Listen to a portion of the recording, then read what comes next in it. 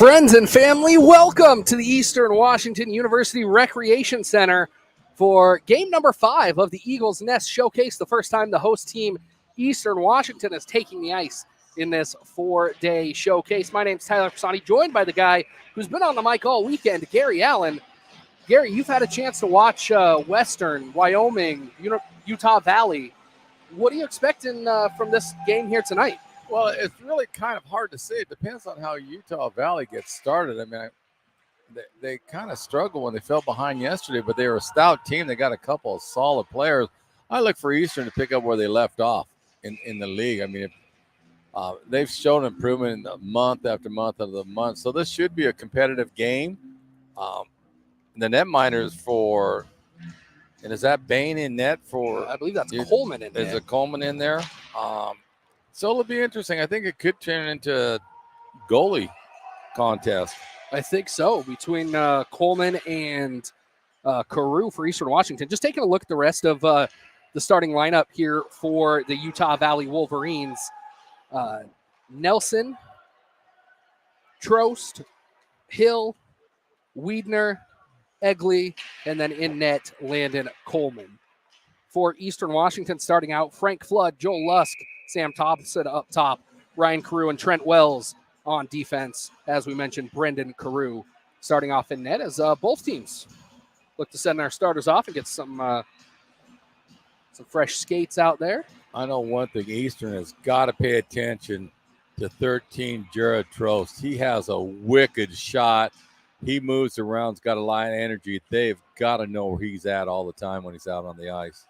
And this is a game that that's become kind of a regular feature between these two teams. I mean, they're thousands of miles apart, but they find a way to get on each other's schedules. Eastern's actually going down to Utah in January to play the University of Utah, but also these Utah Valley Wolverines. So this is just kind of a precursor, and that's going to end up with Eastern Washington in the box as it looked like their player, the Utah player, kind of fell down as I think it was Cole Best that was trying to plant that hit. And he did kind of let up there at the last minute, but not enough. So boarding for Cole Best. Yeah, that was one of those fluky plays. He wasn't intentionally, and you could see it the way his reaction was. He knew he was going to get called, but there was no intent on his part. But so Eastern Washington going to get a quick chance on the power play. We've had some excitement here this weekend, Gary. 2 overtime games already. Wyoming, unfortunately, on the losing end of both of those after playing a doubleheader yesterday, losing to Washington State last night and Western Washington today. They'll play against these Eagles tomorrow night, same time, same place, 7 o'clock. But also some other games going on tomorrow. 4 games during the day. Or, I'm sorry, 3 games, 11, 3, and 7. We'll get you those full schedules coming up. What's been nice about this tournament so far is the teams have been really equal with each other. They've been very, very solid hockey games. No blowouts, great goaltending, very entertaining hockey. And so far, we're seeing that same thing here as the Eagles able to send that back down the ice. If you are an Eagles fan looking to support the team, they are in the middle of their fall fundraiser. Workout shirts, soft T-shirts, hoodies. Go check them out. You can scan that QR code right there on your screen, or you can head over to EWUEaglesHockey.com, also where you can get tickets for the rest of the season. If you're looking for showcase tickets, you can find those right at the door. Just $10 to get in. I believe they've got weekend and day passes available as well if you're going to travel. But Eastern, 41 seconds left on the penalty kill as Utah Valley able to get it out into the neutral zone, bouncing off of a couple of players' sticks. And Flood not able to keep it out of the defensive end, but now it's going to squirt all the way back down the ice atop the Pac-8 logo. And circling behind the net is Jared Trost. One good thing Eastern's doing on this penalty kills, they're clogging up the neutral zone. They're not letting Utah do any of their stretch passes, which Utah had a tendency last night to try. So the Eagles have done a nice job of shutting down the Wolverines, especially in that neutral zone area. And the Wolverines gain the zone as out of the box comes Cole Best. He's going to stay in the neutral zone looking for this stretch pass out behind the defense And unfortunately for him, on the other side of the ice. And that'll be an icing, going to bring the action back down in front of Brendan Carew.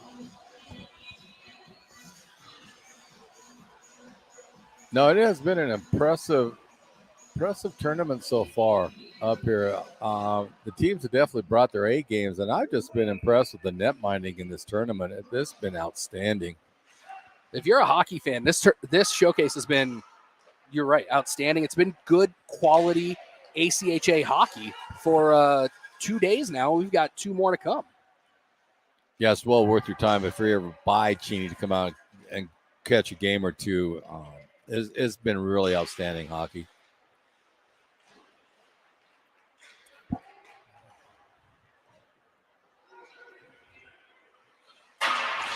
It'll be interesting to see what kind of style Eastern plays. I've noticed in the last couple of games they picked up their physicality a little bit, but then every once in a while they'll go back to their speed game, and I think it'll work for them against Utah Valley University if they went to the speed game, because I don't know if the Wolverines can handle it, if that was consistent pressure by the Eagles.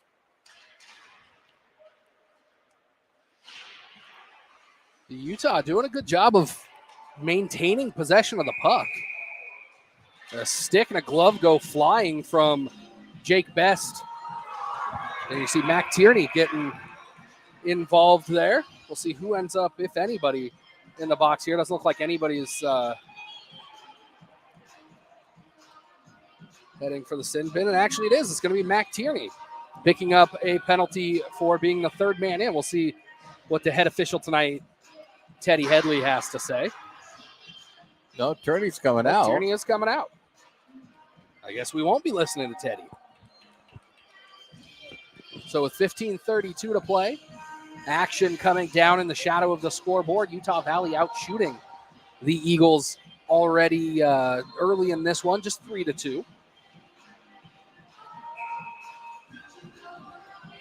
But I'm telling you, that Trost kid, you got to pay attention to him. He's on point right now, and he's has a wicked shot.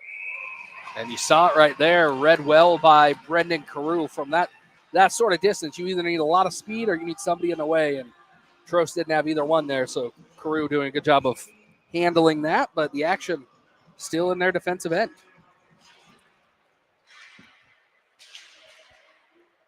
Face-off won initially by the Eagles, but back to the stick of the Wolverines, and now here comes Eastern the other direction. There's a delayed offside call, so Utah Valley had to reset, and here comes Frank Flood the other way. Lusk with it back behind the net, trying to find Frank on the far side. It bounces off the side of the cage, back behind the net. Finds Frank out front, but he wasn't ready for it. It hit him in the stick. He chases it down into the corner, and Utah Valley comes away with it. Through the neutral zone, across the blue line. This time it's Duchess. He's going to put that on net and swallowed up by Carew. Besides Trost, though, for the Wolverines, if I was them, I would zero in on really paying attention to Casey Young for the Eagles. His game has improved so much this year. He's a talented hockey player, and I don't doubt to see him pinch in a little bit more, try to put a little offensive pressure in there, because Young has the skill. This one right out front to Holden. Masterson, a scramble in front and able to get back into his net was Coleman, but not cleared yet. Eastern still in possession. I had a chance to talk to head coach Brad Baker a little bit before the game, and one of the young players that's really jumped out at him this year is Holden Masterson. And I think we've kind of seen it game by game. He's slowly improving. I think he's probably still a little bit lower on the depth chart, but still has he's one of those kids that's improving game by game. And the coaching staff's noticing it. The team leaders are noticing it. Well, that's so good. Bright future for him. That's good. Well, again, I mean, they had so many young players start off, but now you can see them gelling better, and they're looking as a solid unit now, which you'd expect that, especially with some of the young players. But I'm really looking for – I'm jumping ahead, but I'm really looking forward to that Pac-8 tournament because I think that's where the Eagles are going to just flourish. They're going to have a bunch more league games under their belt. And geared up for that Pac-8 tournament. I think they could definitely be a force in that. But right now, you got to give the Wolverines credit. They're keeping it down in Eastern's end, and Eastern's having trouble getting it out because they're bunching up. Again, they got to stay out wide. Here comes Hood. He's a player that you got to watch if you're the Wolverines. That kid's got skill all over the place. Well, and it just looks so effortless as he was cutting through the defense there. Brought it back into the center, casually cut around the defender, ended up losing the puck there at the end. But yeah. His patience is incredible. I mean, his hockey IQ is off the chart, but he's just so patient with that puck. He doesn't get rattled. He doesn't rush things. He actually tries to set up his line mates, and if not there, he'll take the shot. But he's just a smooth hockey player. He's one you definitely have to watch. But again, right now, the Wolverines are pulling off most of these face-offs, and that may come back to haunt the Eagles, so they're going to have to shore that up a little bit. That's the only thing, real glaring thing I've seen so far right now. And now here comes Cole Best. You just got to love the Best brothers. I don't care. I mean, if you like hockey, you like how the Best brothers play, period. Jake and Cole, they play the game how it should be. And there's just something about brothers playing hockey together that, you know, steel heart and steel. Yeah. And they are kind of the epitome of that. Jake actually took part of the season last year off so that he could come back and play with Cole, and you're seeing why. Yeah, they clicked right away, which you'd expect that out of them because, you know, they played together when they were younger. But I really like watching those two. The Wolverines still with the puck. And there again is Jared Trost. I think what makes Trost so dangerous, he's got a wicked snapshot. He likes to use the wrister, but his slap shot is just a plain rocket. If he tees it up, you'll be impressed with his shot when you see it in person. Well, this will surprise you a little bit, Gary. Looking at the ACHA website, he doesn't have any points on the season coming into this weekend.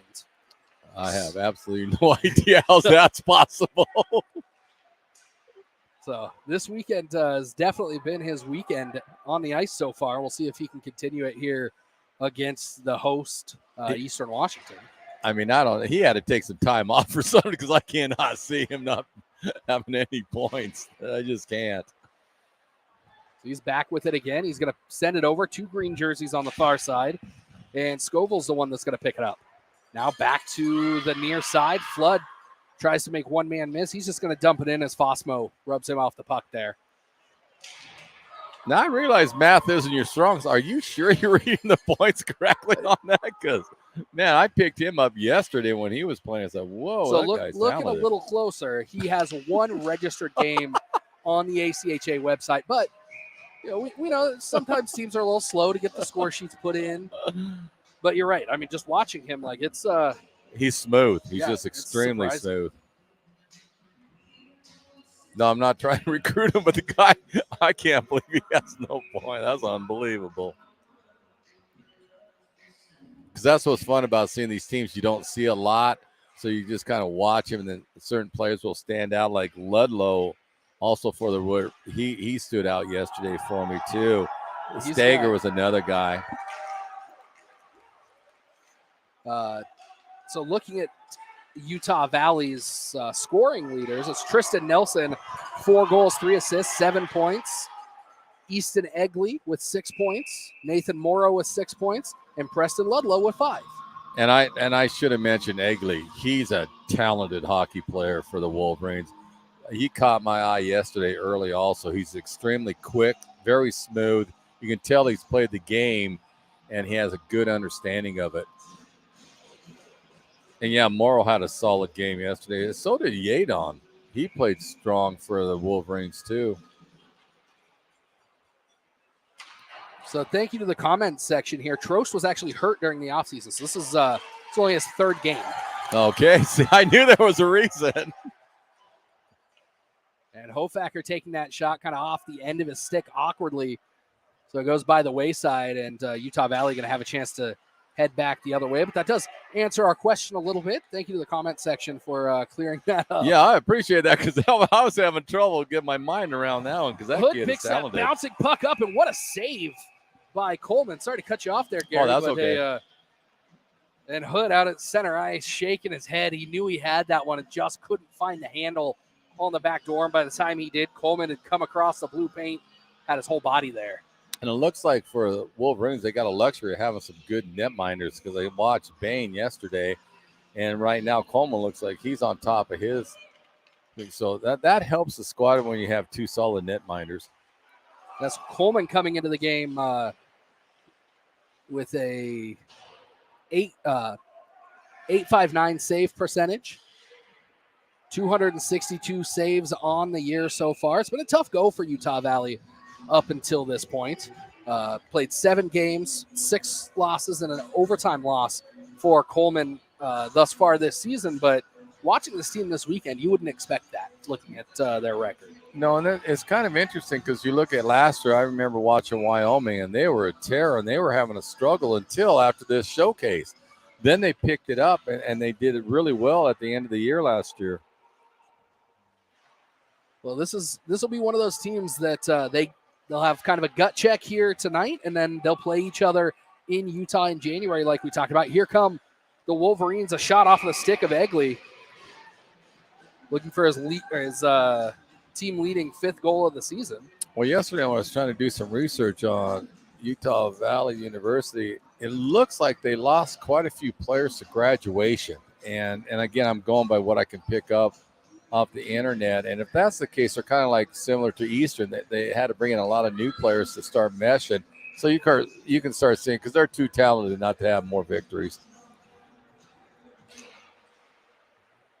And another win by the Wolverines. That one, Hornbarger getting that shot into the midsection of Brendan Carew, his 9th save of the contest, less than 10 minutes in.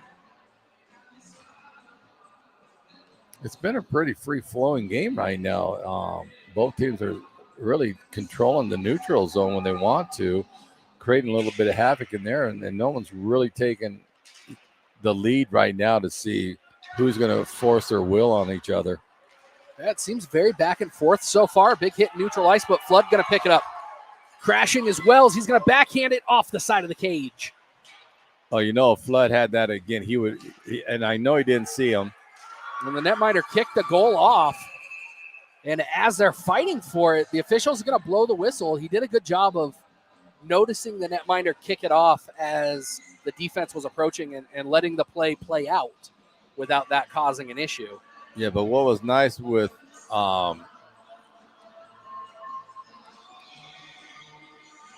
what Wells did on that one, he saw Flood going in by himself, and he decided to trail it. And I know Frank didn't see him. If he did, he could have did a quick drop pass, and Wells would have been wide open. But nice play by both of those players.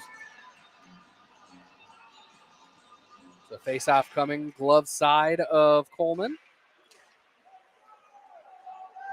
Interesting poke check there by Eriks with the backhand of his stick to poke that back down into the corner, but nobody in a white jersey. So here comes Utah Valley again, resetting behind their own net. Picking it up is Yaden.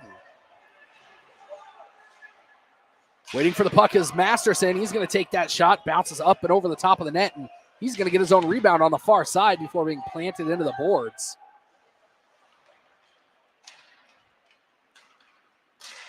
This one up ahead through neutral ice and into the skates of Hornbarger, who is leveled in the center of the zone, but gets that shot off first. Eriks just blew him up as soon as he got to him.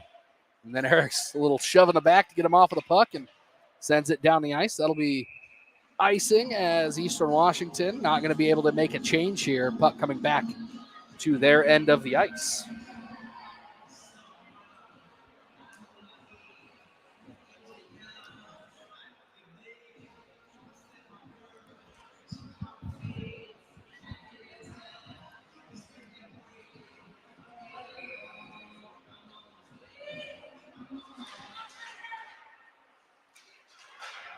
Puck back up top now to Trost, and he's not going to get a stick on it. It's going to go all the way the length of the ice.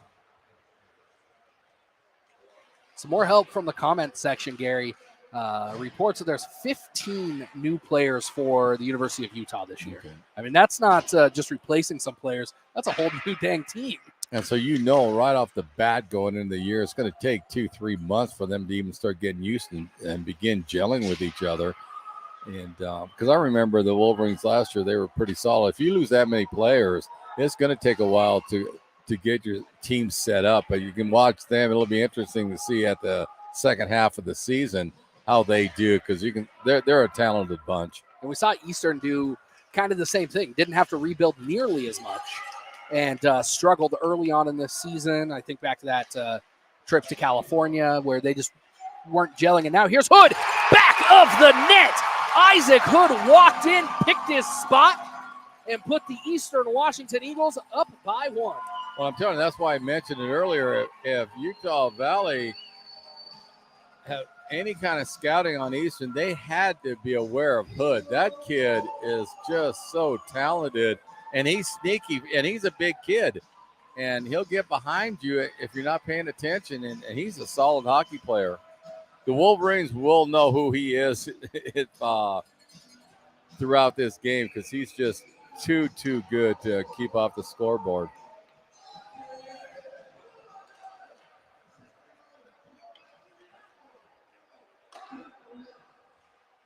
And the assist on that one going to Cole Best. So officially at 11:52 of the first period, Hood from Best to put the Eagles up by 1, an even strength goal. Flood was looking for the one-timer. Good defense by Morrow of Utah Valley to just break that up before the puck even got to him. Set through the zone back door, and an opportunity there for Eastern Washington as Casey Young couldn't find the handle.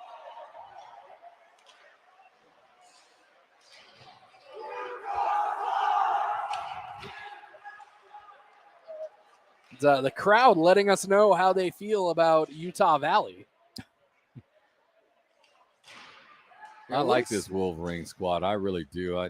It'll be interesting to see how the year goes for them. Well, and for what it's worth, they are their leadership team off of the ice is also incredible to work with. So this is at least for me personally, this is one of my favorite teams out of the area to play against every year, because they seem to be pretty evenly matched against the Eagles year in and year out.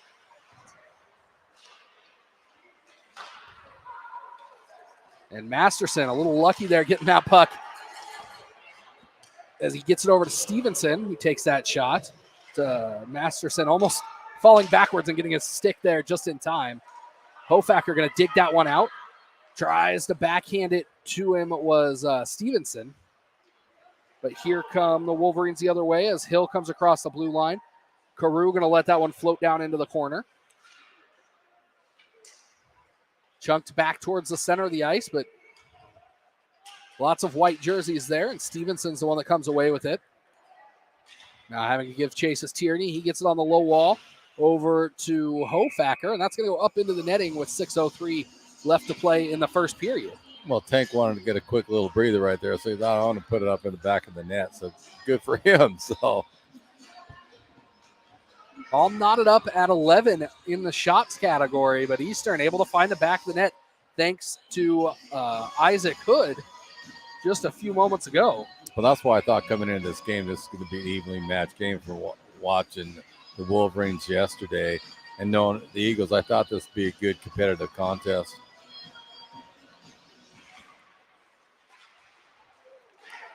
And again, Hornbarger looking for that shot and has it taken off of his stick at just the last second. Hood now going to pick it up again, has one man to beat. He's going to get to the puck first. He's got Cole out front, but he's got to go back behind the red line. And gets an odd angle shot off that has to be deflected by Coleman. Now pinned to the boards is Best. But that's how talented Hood is. He takes some strange shots from different angles, and they always seem to find that net. Cole Best looking for a big hit there. Not able to land it, but his brother ends up with the puck. And after bodies fly everywhere, Hood's going to be the one that gets all the way back. And first one to touch it, but right to the stick of a Utah Valley player after banging it off of the zebra on the far side. Wells now back behind his own net, changes directions, and now brings it in front of the Eastern Washington net, now back behind it. A little skating drill out there. getting himself ready to come on down the ice. They're going to say it was tipped, so no icing. Eastern going to get a full sail line change. I just love how Trenton Wells plays. He just plays the game like a defenseman should. Battle behind the puck. Starting to get a little physical out there between both of these two teams, but Eastern really winning in that speed category. Thompson on the far side. He's got Flood in the middle. A shot and a goal from an odd angle. I don't know if that bounced off of the netminder or how that found the back of the net from where it was. But just like that, Eastern Washington up 2-0 thanks to Sam Thompson. It almost looked like a knuckle puck that fooled Coleman on that because it came in a really strange direction on him and how he reacted to it. I think he was having trouble picking it up. But however you get it in the net, that's what you got to do. So we'll see how the Wolverines can bounce back right now because the next 4 minutes and 35 seconds is pivotal. I don't think they want to go down 3-0 going into that period. I think they'll probably try to buy this timeout right out the period and make some adjustments in between the first and second. But Eastern can't let up. The Wolverines are too talented to let up. A little bit of frustration from Landon Coleman. Has too many players in front of his net, and he wanted to clear them out of there. Now a chance for Hill from the left side. Bouncing puck out front. Backhanded over to the far side to Steger. Bouncing puck in the crease and a diving netminder as Brendan Carew covers that one up. Crew did a nice job, but I'll tell you right now, it was Wells that prevented that goal in because he had, I think it was Egley that was right sitting there just waiting for that puck to come in, and Wells came in and lifted his stick right at the end, or that would have been an easy score for Egley. And I'm telling you, that kid was impressive yesterday. You give him any open shot, he's going to take it, and he's got a good wrister. Well, it shows up in the stats. 4 goals on the season, 2 assists. And flashing back to that goal, officially 15:25 of the first period, Thompson unassisted, putting Eastern Washington up 2-0. But that's what I was mentioning about Wells earlier. He plays defense like you're supposed to. He knew where Egley was, and he was trying to see if he could help out. If not, he went right back to Egley and stuffed him. And now the Wolverines with the puck along the low wall, back up top to the near side point from Yaden. And Utah Valley getting some unlucky bounces here where their passes and shots aren't just bouncing back out into the neutral zone, but all the way back into their own zone. They're getting in a foot race with Eastern Washington. Wraparound attempt by Hood, thudding off of the leg pads of Coleman. Best with a no-look touch pass back behind him. Nobody there. That was sweet, though. Just a little more oomph on it, and Hood would have had a one-timer. And now here's Hood with it again. He's just going to leave it. He's going to head back to the bench as that shot past Jake Best towards the goal.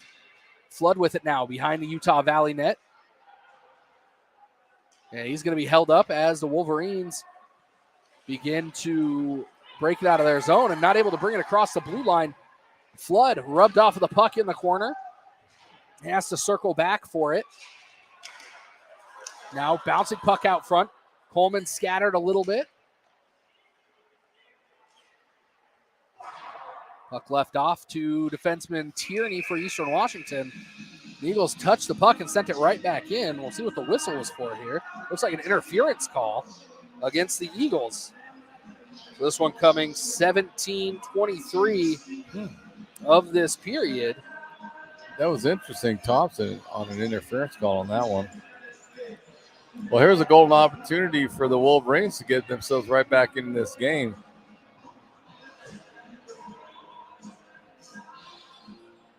And I don't think you want to keep taking penalties against Utah Valley. I really don't, because sooner or later, some of their sharpshooters are going to get it in that net. And Crew's an outstanding netminder for Eastern, but you can't keep giving them opportunities. Well, if you look at who's out there, Jake Hornbarger, Jared Trost. On the far side is Fetzer, Ludlow, and then on the back post, just waiting there is Frazier. So some heavy hitters out there for Utah Valley. Brendan Carew is going to have to be on his toes for the next minute 53. And Fetzer had an outstanding game yesterday also. He stood out too. I should have mentioned him earlier. He plays the game hard. Pushed over to the far side, couple of steps, shot from atop the face-off dot. Now it's going to come near side to Trost. Can't get the handle. He's going to have to send it back down along the low wall to Ludlow. But you notice with Trost, he's always ready to take that shot. He was cocked and ready to go with it. It just bounced over the stick. And there he was again, Carew saving the side of the net from any more puck marks with that save. Utah Valley doing a really good job of cycling the puck on this power play. Nelson now top of the circle, shot into the glove of Carew with 1:18 left on the penalty clock. Yeah, if the Wolverines want to beat Carew, they're going to have to put some traffic in front of him because the kid has great reflexes. If he has any vision of that puck, he's going to snag it. So I think you'll see one of the adjustments. The Wolverines will start flooding more traffic on top of him. 1:12 now left on the penalty clock. Bouncing puck towards the top of the crease, and Carew wisely covering that one up. He's not afraid to come outside of that blue paint to get that puck and give his team a break. Nope. That's one of the strengths, I think. He really helps out his D-men by doing that. Puck sent down the length of the ice. Coleman out behind his cage. 1 minute left on the power play. 1:36 left on the clock. Be about 35 seconds left for even strength hockey if the Eagles are able to kill this one out. Make a turn on the far side is Egley. Finds a man back behind the net. Now back to Egley. He's going to go near side to Trost. Trost back up top. Now to Egley on the far side. Dangerous puck out front. That's going to flip all the way back down to Coleman with under 30 seconds left on the power play. Wolverines going to set up back behind their own net on the stick of Tristan Nelson. Nelson along the near side pushes it ahead. Now waiting back behind the defense, at least for the moment, was Hill. He corrals it. And Nelson now, 4 seconds left on the power play. Big hit right on top of the Pac-8 logo. 14-on-14 violence there. And Thompson knocked off of the puck just for the moment. Now he and Hood try and play pass in the neutral zone, but coming away with it is Morrow. Morrow and Hood come together. And that's going to be sent back the length of the ice. And I look the other direction here and look back towards center ice, and there's a Utah Valley player. That's Hornbarger.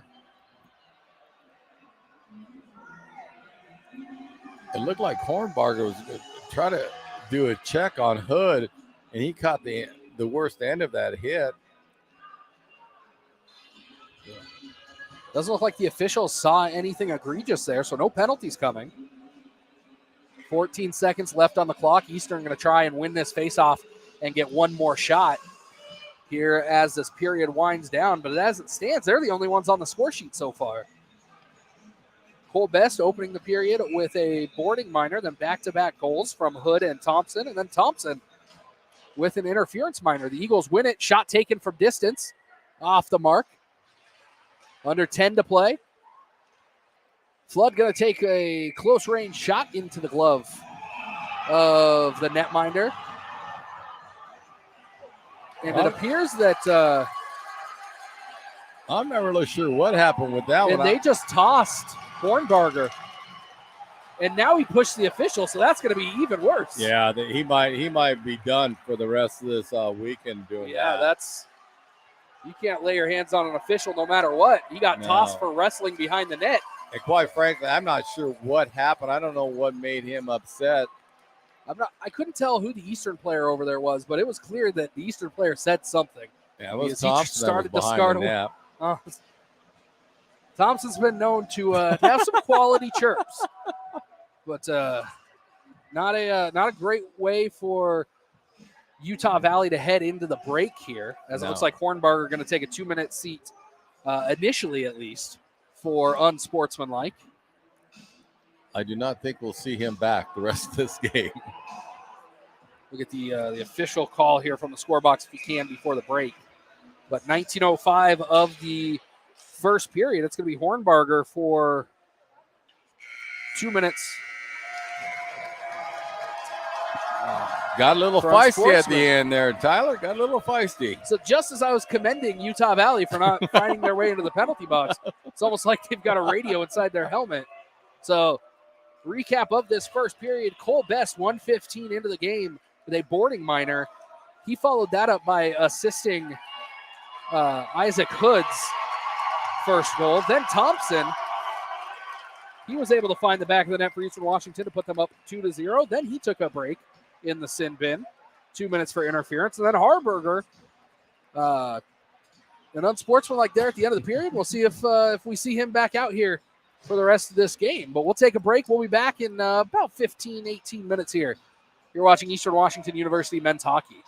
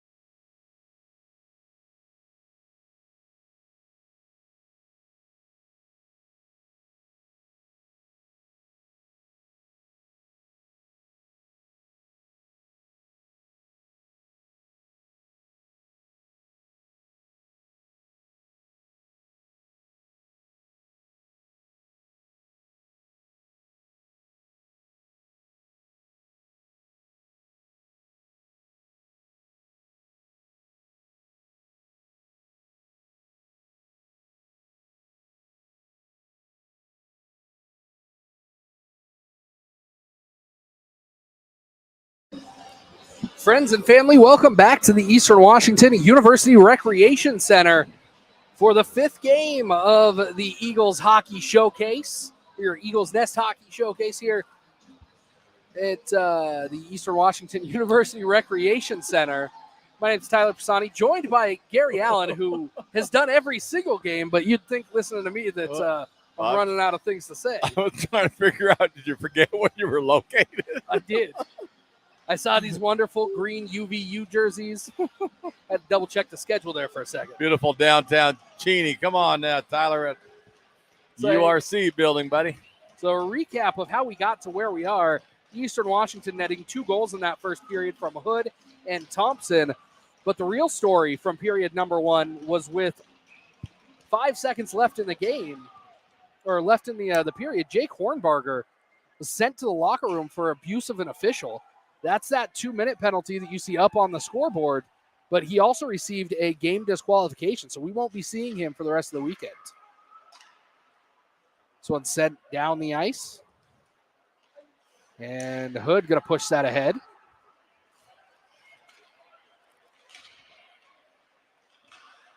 Puck sent behind the net, bouncing out front, and now here comes Eastern across the blue line. Pushing it away was Lusk.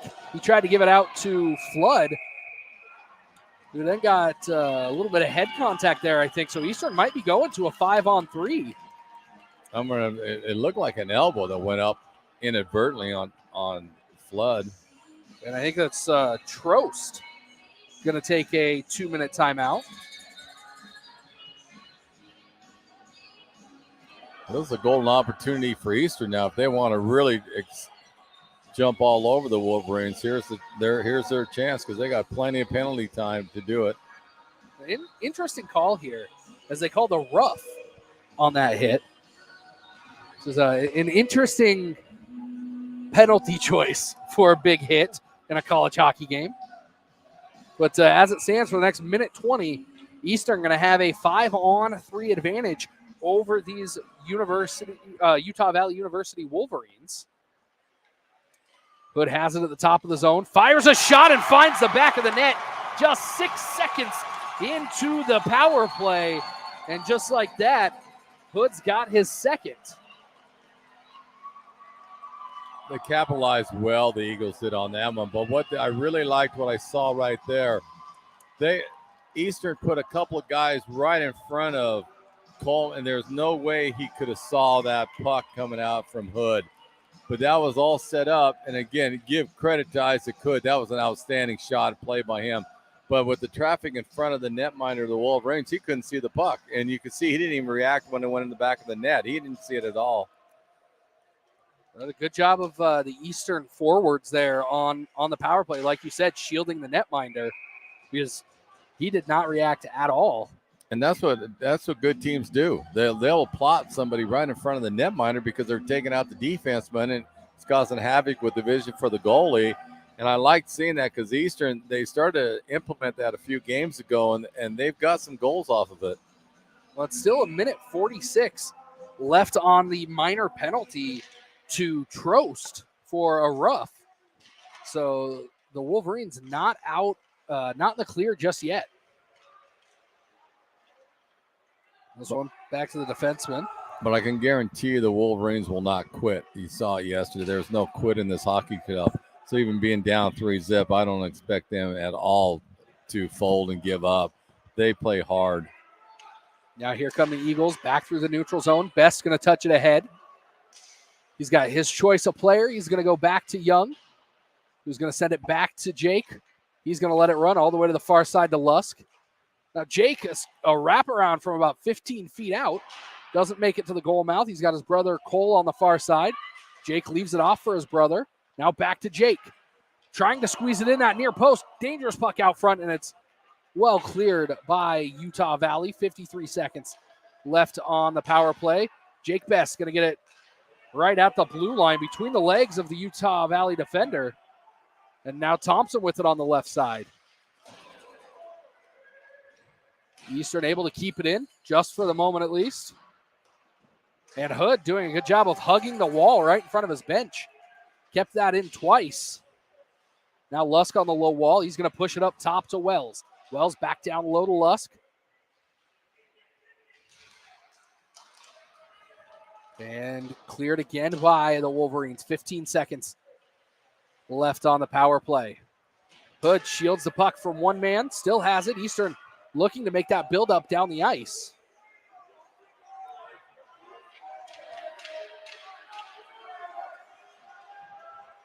Now through the neutral zone, penalty expired. Lusk on the right side. Pushes it out front to Flood, and a good deflection there by the defenseman out front.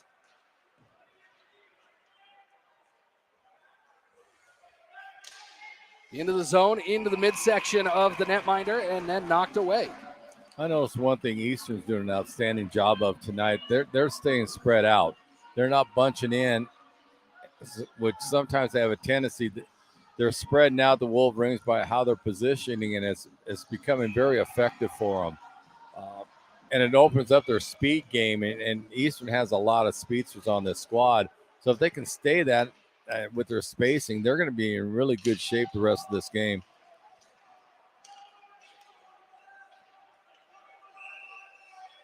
Got a little icing down there. It looked like Stevenson was looking for Tank Jaden Hofacker and try to lead him a little bit too far, and he couldn't get a stick out far enough. Face-off down in the near corner. It's like Mr. Hofacker, he's taking the face-off for Eastern. I can't pick up who's doing it for the Wolverines. Oh, he's getting a new twig. Yeah, it looks like that's Frazier out there.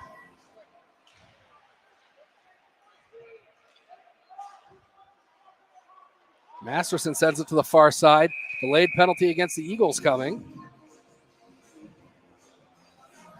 It looks like it's going to be an interference. Looks like Mr. Eriks is going to go to the box.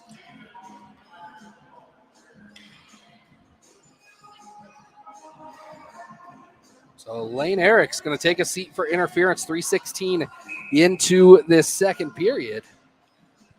A good chance for the Wolverines to get on the board.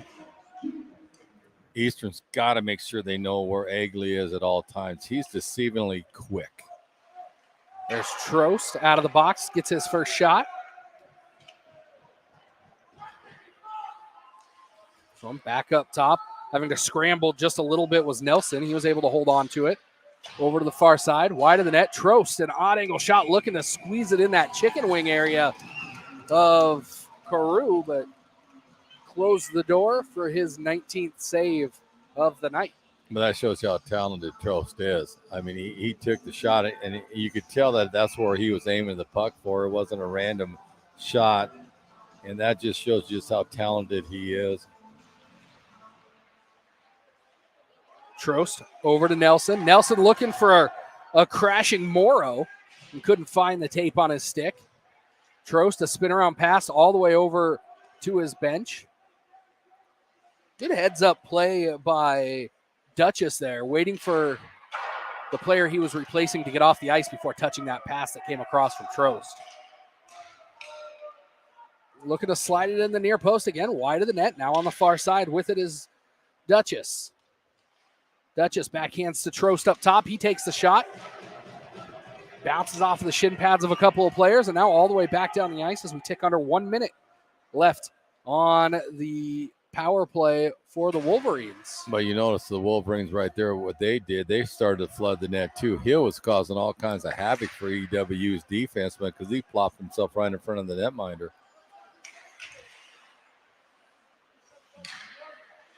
Waiting on the back post was Frazier. Now Nelson going to bring it in, top of the circle.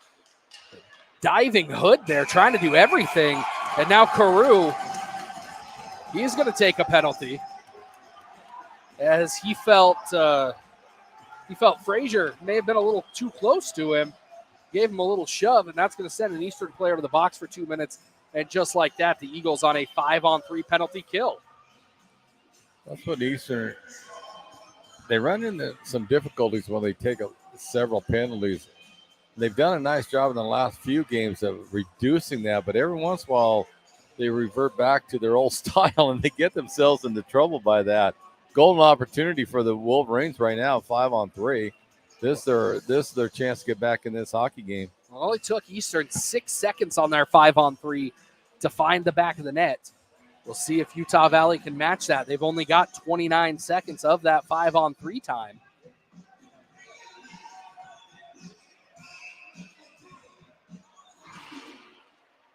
Face off won by the Wolverines. Nelson, he's going to go to the far side to Trost.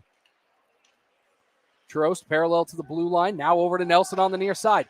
Nelson back across. Shot taken from the center of the zone, and falling over the top of the netminder was Frazier. And Carew looked like he was going to protest for a second, but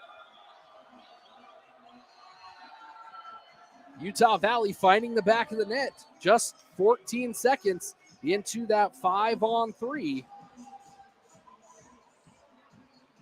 Well, that was a nice setup by the Wolverines. They kept the motion going. There was nobody that stopped the puck. They just kept moving around, trying to get the Eagles to chase them a little bit, which was happened. Lane was wide open. Nice shot.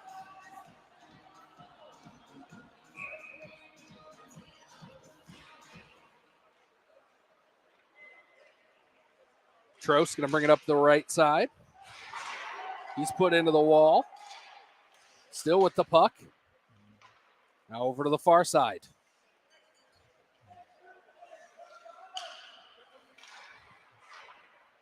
Near side to Nelson.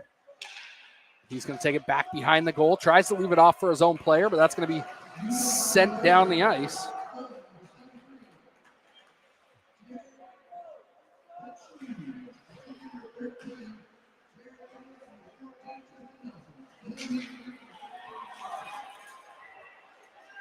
So that goal officially 5:02 of this second period. It's Duchess from Nelson.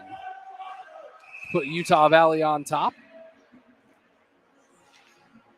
And they're going to call that a delayed offside call as players falling over the top of each other. I thought they were going to let them play for a minute, but a couple of strides into the zone, and we'll bring it back out into neutral ice.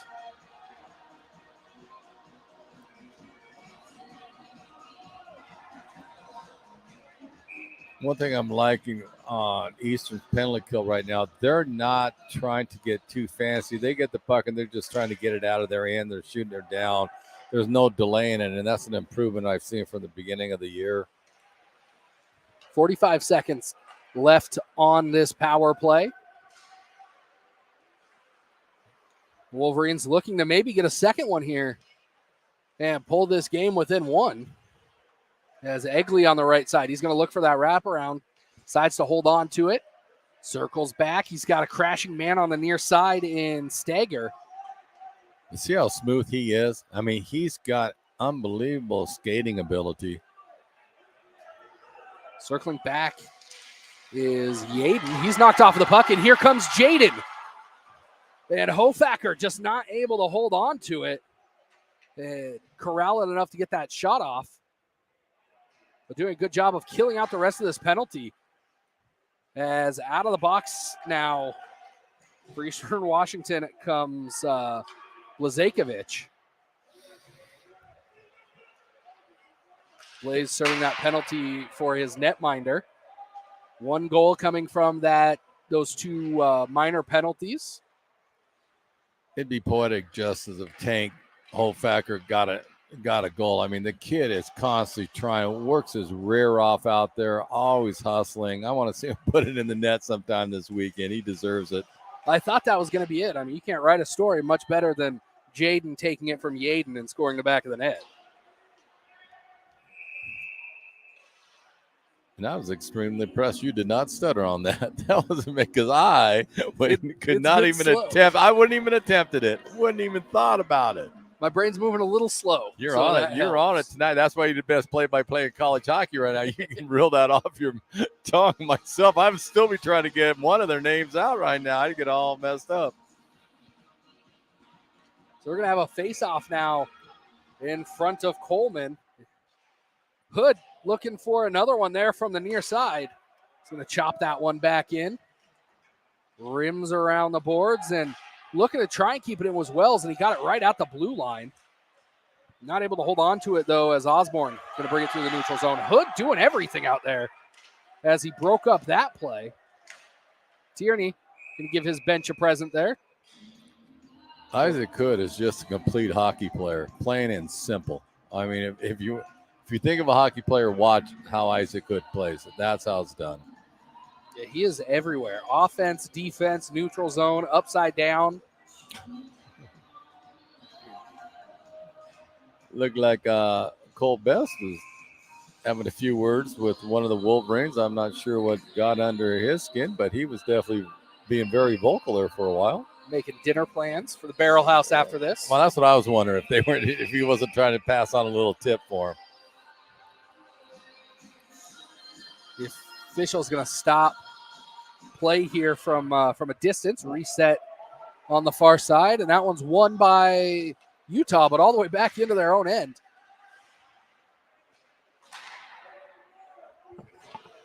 Eastern able to keep that in for just a moment, still on the stick of Utah, but now on the far side, Lusk picks it up. Flood plays with it for a second, can't get it towards the goal mouth, and now he's rubbed across the boards behind the net. Trying to dig that out. It looks like it's Duchess. And Ryan Carew doing a good job keeping that one in the end, if for no other reason than to allow his defense to get back. Young, a swing there. Breaks up the play, but can't maintain possession. Now bringing it in is Ludlow. Bouncing puck off of the skates of Young. Cleared away by Carew. Fighting for the puck. Down in the near corner. Carew spread between the posts. Now it's on the far side to Hill. Hill with the Wolverines. Has it poked away. And now the Eagles get it out into neutral ice. They're going to say that was touch, so no icing coming. As Lusk going to give chase. It's going to go to the far side. Stevenson, first player there, sends it back behind the net. Lusk has a man out front. That's where he goes. Holden Masterson. Right place, right time.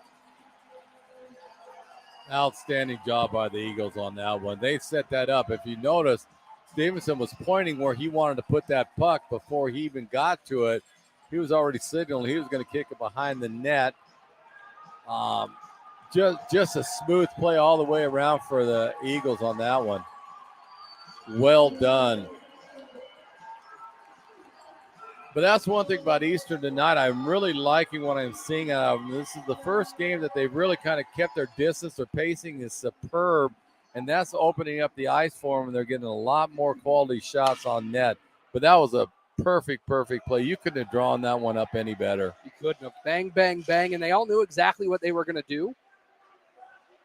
And that's that almost looked like a design play, the way that Masterson was planted right at the top of the crease. And actually, I totally concur with you on that. Just watching how Stevenson was directing traffic, and Matheson, if you watch him, he just slowly skated right toward the front of the net. He knew where he was going to put himself, and he did an outstanding job. The puck came to him, and he made no mistake on when he buried that in the net. That's a heck of a way to get your first ACHA goal, Mr. Holden Masterson, who's out there looking for his second, given some trouble there on the forecheck behind the the Utah Valley net. Knocked down in the center of the neutral zone was Eriks. The fans looking for a penalty, but nothing coming. Nice little crowd here tonight for the Eagles. It's good to see. They've been drawn well this year. It helps when the team's so fun to watch. Yeah, they are. Actually, they are. They're getting better and better as the months goes on. But that does explain why our streaming numbers are down a little bit this year. Everybody's here. Well, that's good. I'm fine with that. Pushing and shoving back on the near side. There's some extracurriculars as everybody's kind of scattered. It's going to go back to Coleman now.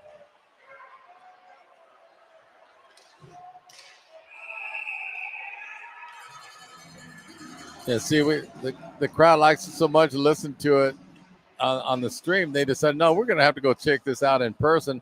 And they're coming in Groves right now because it is a good brand of hockey Eastern is playing. They picked up their game in the last month. For my $10, it doesn't get much better than ACHA hockey. And if you're a student here at Eastern, you get in free. It's even better. So we'll have a face-off coming right in front of us. Colbest looked to kick that away and then was run into by a Wolverine back behind his own net as well. He tried to spin that around, but there was a Wolverine that had fallen down. It looks like it was Fetzer had fallen down in just the right spot to break up that pass. Waiting for the puck out front is Fraser. Eastern finally into the neutral zone, playing pass with Trevin Stager. The Eagles trying to bring it up out of their own end. Very casually. Hood going to touch that up just across the center stripe. Give his team a chance to get some fresh skates out there. Puck back to Flood. Flood's got Hood crashing the center. He's got Best out front. And you almost saw it again there, that same play that Eastern scored with on the last time. They have a guy come from the far side. There's another Utah Valley player down on the ice. And here comes Hood. Looking for his third, pokes that one in. They're going to say no goal because they blew it dead. But I think that one, depending on which team you're a fan of, you're going to be upset about what happened there. I'd guess that Coleman dropped that puck after he heard the whistle. Yeah. And Hood poked that in. Hood looking for his third on the night. And he was celebrating every bit of that. And I'm wondering, do you think you watched Mitch Hunt on how he's going with the Flying Eagle, which I liked. I mean, but Hunt did it. So I'm wondering if he didn't kick on, watch a little video of that on that, because it is reminiscent of Mitch Hunt. It was. I hope he's doing well, because I really enjoyed him as a hockey player. So as we were saying prior to that, Eastern seems to have this offense set up where they come around the far side of the net, dump it behind the cage, and then cut it back across, which is one of those plays that you draw up as as a bantam. This is what we want to do. Yeah. And it works. There's a reason simple works. Yeah, and sometimes people try to make hockey way too technical and difficult. We'll just go back to some basics, but I think you're right. They're setting up behind the net, behind the cage. They're definitely setting everything up, and they're waiting for somebody to break open. And right now, Eastern's doing a good job of setting that break in. So here we see Lusk. He's going to look to go 5-hole. Knocked off of the puck, or almost knocked over as he got rid of the puck, rather. Anderson across the blue line. He's going to chase it into the corner with Wells. He makes a cut. Him and Trent battling for it. Wells comes away with it. He's going to dump that the length of the ice. That'll be an icing with 7 minutes exactly on the clock. As I say that, it ticks down to 6:59. But Eastern pulling ahead in the shot category for the first time tonight, 22-21. But I think you're right, though, on that play that Eastern's doing, because that's something new. You don't see them setting up that much. I haven't seen it at all until tonight, where they're really focusing in on setting up behind the cage and buying themselves time to see which person's going to shoot in front of the net. And it's worked well for them twice now.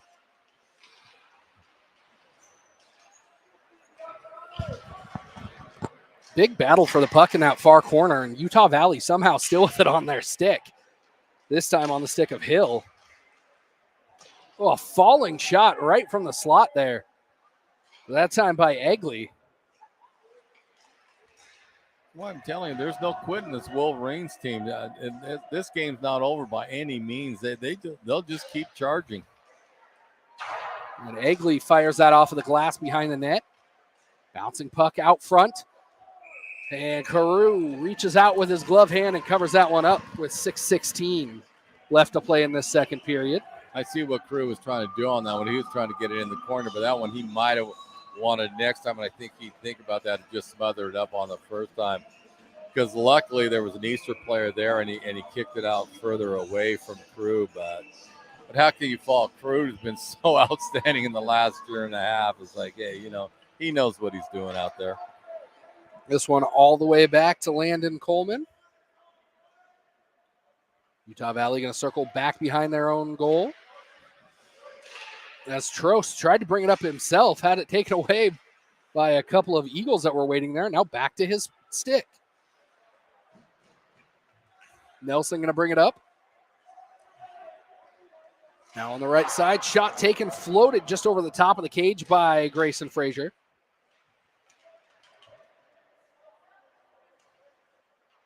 Digging it out was Young. He's going to send it to the near side, but there is Nelson in a green jersey. Now over to the far side to Fraser. Grayson Fraser with it. He's going to go back up to the top of the zone, and Nelson floats one. A little bit of a knuckle puck there, and Carew read that, put his body in front of it, and held on to it. 5:28 left to go. That was a nice one-timer by Nelson. And you're right, the puck, looking at it from our angle, it definitely looked like it was knuckling. Carew did a nice job of tracking it. But I liked what Nelson did on that. He didn't hesitate. He knew he was going to do a one-timer. Hey, fans, if you're looking for Eastern Washington University hockey apparel, the fall fundraiser is going on now.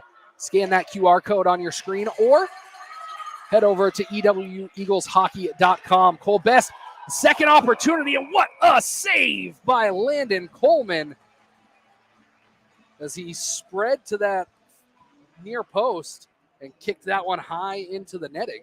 Coleman has made 2 saves on that one. The initial shot, it came out, and then Best tried to go up top shelf on that one. Nice play by both of them. 5:16 left to play in this second period. Eagles leading 4-1. 2 goals in the first period, 2 goals in the second for them.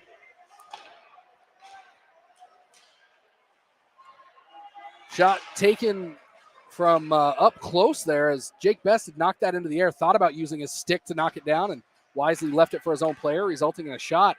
Now with some speed, it comes Ludlow. He gets past the last defender, and that's going to go straight through the legs of Brendan Carew. I think he had lost the puck as the bodies were falling, and it just slowly floated right between those leg pads. He's going to want that one back, but the official is going to have a conversation here to see if they're going to uphold this penalty. It's an ACHA rule that we found out in prior years is they don't have to waive off that penalty if a goal is scored. And it looks like they're not going to do that, as Eastern giving up a goal and a penalty here late in this second period.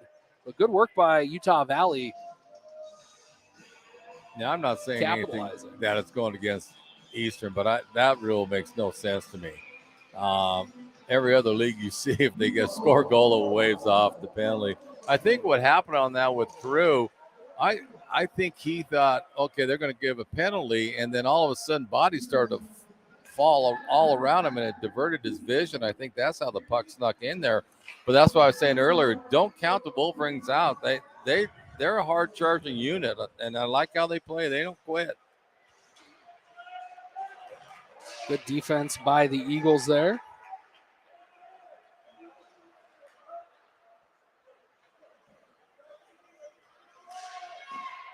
Now on the right side is Nelson. Thinks about it, looking for that wraparound, loses an edge as he was trying to make that turn. Carew had his legs there, but you never know what's going to happen on those wraparounds. Now back up top to Trost. Kicked away by Carew. Now Hofacker gets his stick to it, but not enough to get it out of the zone. Shot fired wide of the net. Up close, now on the back door, nobody there. Carew laying in his net. Finally able to stand up as a couple of players look like they were tied up there. And it's good to see that puck went up on the net because Eastern needed to freeze that puck, right? They were running around quite a bit. The Wolverines did a nice job of keeping the puck moving, and Eastern was chasing it, and they were discombobulated there for a while. Great time for stopping to play. Well, that's never a good feeling as a goaltender when you're turtled like that. He was just trying to get up, but couldn't move out of the way of the net. So laid there, covered the bottom, and put his glove up in the center, hoping for the best.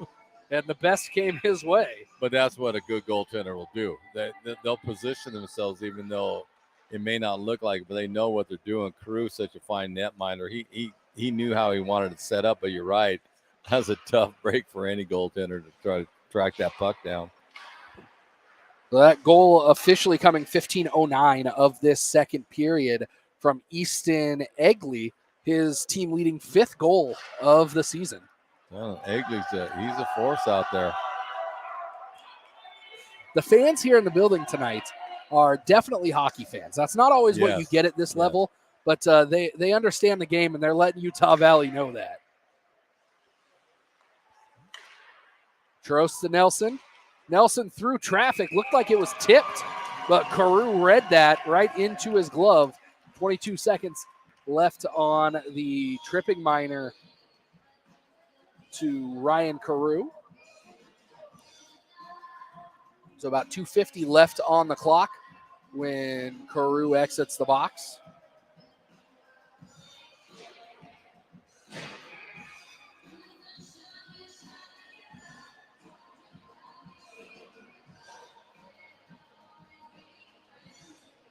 Face-off coming glove side of Brendan Carew. Bouncing puck down the ice. Here comes Thompson. He's got one tonight from the left. Top shelf goal, Sam Thompson. Great play by Thompson right there. He just took it on the near boards, broke in all by himself, and actually Coleman was in great shape on it. It was just a perfect placement by Thompson. I mean, you can't fault Coleman on that because he lined himself up really well. Thompson just buried the puck at the top shelf.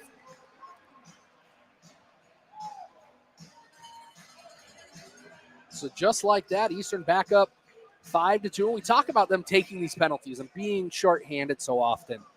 And dang it if they're not used to it, Gary. We talked about it extensively last year. They got to a point where they're better shorthanded last year than they were when they were full strength. And that was Sam Thompson's team-leading 10th goal of the season.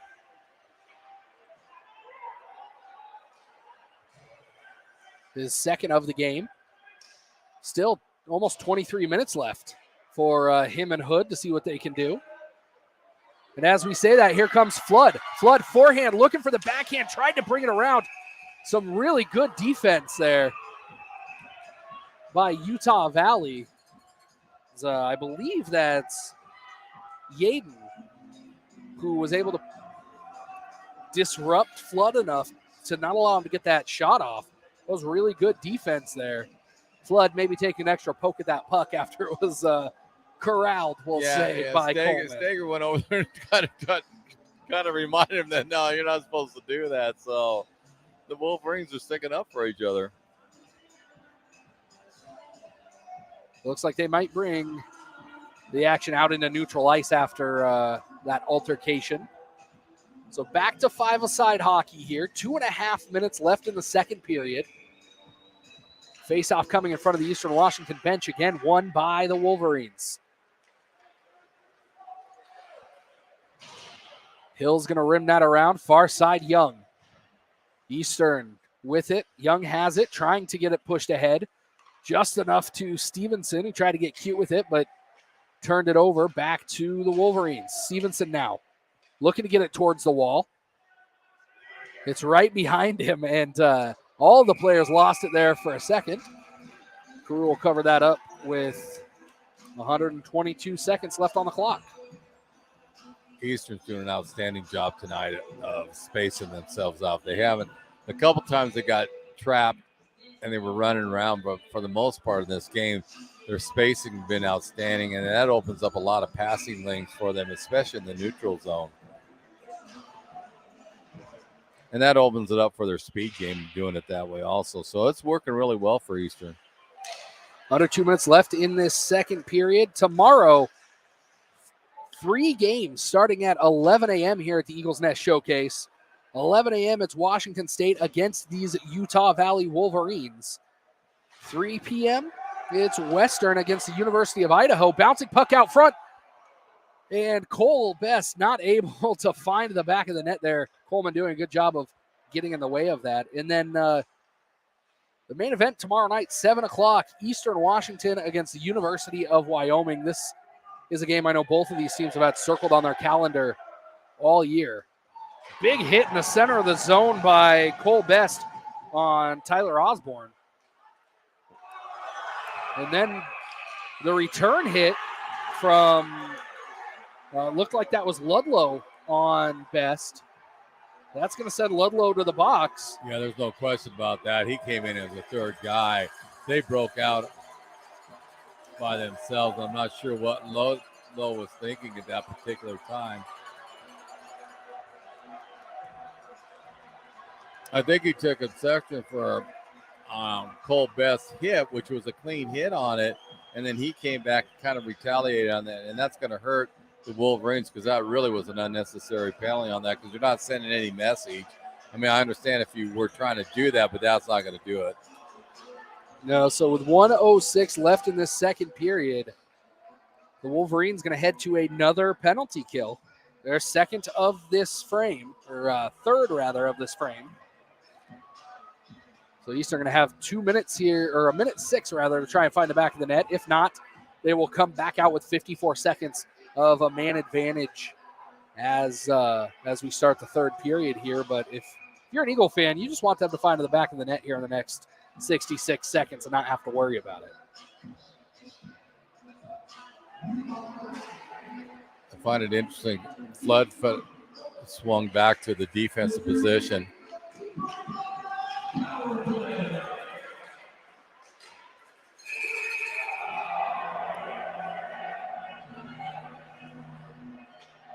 And another stoppage here as the puck way over into the corner. Eastern Washington having a conversation with the official. Second time that they've blown the whistle, and then the puck's ended somewhere not in Coleman's possession. And I think part of that might just be due to Coleman getting rid of that puck as quickly as he can. Yeah, possibly. Thompson out front looking for that third goal. Now back is Lusk. Lusk up top to Wells. He's going to go to the far side. Now back to Lusk on the near side. In between the legs of Thompson. Back to Lusk. Outstanding movement by Eastern on that play. Lusk thinks about the shot, goes through traffic, looking for the rebound. A couple of players out front. And Flood going to bring it to Wells. Goes parallel to the blue line. Now Lusk right out front as Thompson, almost a deflected pass to Flood. Looking for that bounce over to the far side. Hood has it. 15 seconds left in the period. Near side now to Lusk. Lusk looking for that top V. Couldn't find it. And this is going to go back behind the Eastern Washington net as the Eagles just going to kill out the rest of this period. They'll start the next one with 55 seconds of power play time.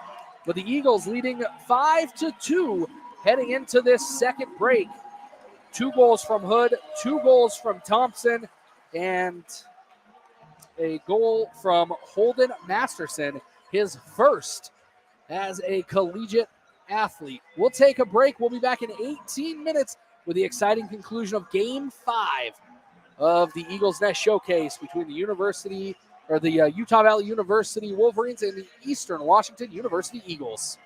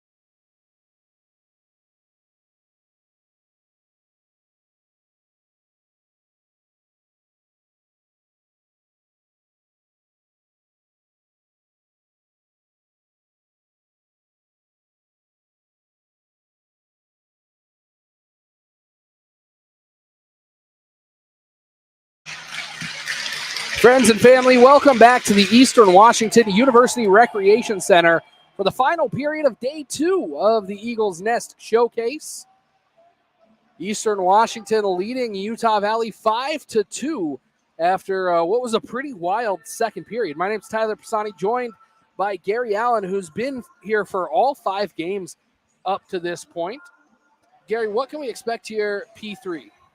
I would expect the Wolverines to start pinching their D-men up a little bit more, try to get a little more offensive attack against Eastern. Eastern, if I was them, I would do what they've been doing. Keep their spacing correctly. Do not bunch up. Get the Wolverines to chase them a little bit, open up some passing lanes off that. But I would expect the Wolverines to somehow try to generate a little bit more offense, and that's usually happens when you pinch that D-man in, get 4 guys in on top of the netminder.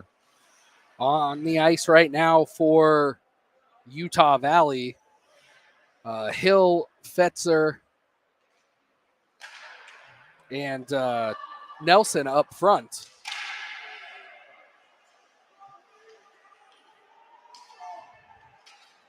Those are guys that can score. So it'll be interesting to see if Utah Valley is able to do anything early. But right now, all Eastern Washington.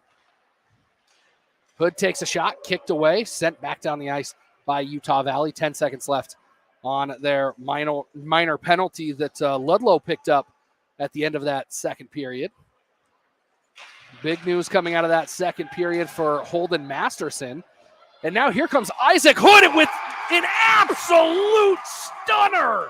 Tripping, falling, standing, shooting, scoring. Isaac Hood does it all.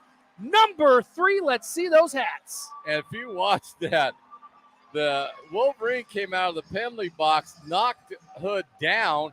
He just instantly got right back up and just almost like he was on air, just buried the shot. I don't care. Again, Coleman was in position on that one.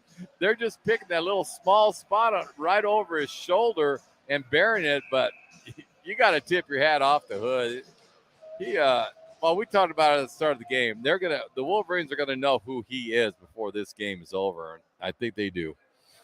I think back to the first time that I ever really paid attention to Alex Ovechkin. It was a goal where he had fell down, was on his back, and scored from above his head, and it was that type of skill that we kind of see flashes of from Isaac Hood. Oh, Isaac Hood's just an outstanding hockey player. And Holden Masterson. Swing and a miss there. Now it's back heading the other direction as Tierney going to chase it down into the corner. And I like how you were talking about it. Rain the hats down, but the problem is there's netting around there. And we didn't see a single one I just bounce. noticed that right now. It's like, I don't think you can get a hat over that net. Hey, it's Eastern Washington. You can get anything you want. Well, I'm being more sensitive than you, obviously, on this. See, it looks like there's a penalty coming. Hofacker going to take a seat now. Tank let his presence known. This one coming 142 as Hofacker going to take a seat.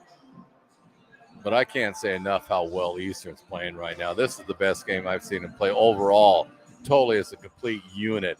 They're setting up some new offensive plays, especially behind the cage. We've noticed that a couple times. They're just playing with a lot more confidence than they did 2 months ago, and that's good to see. That's going to bode well for them. Well, we've been talking about it. Both of these teams kind of on the rebuild this year after losing some clutch performers after last season, and you can see that the two teams are kind of building up at the same pace. It'll be interesting to see what this looks like in Utah in January. Yeah, I have nothing but faith in Utah. A good poke there by Trost. What is that call if Hood gets another goal? It's not an hat. What's the word? That's a good question. Impressive. I like that. And he is trying, that is for sure. Yeah, we can call it that.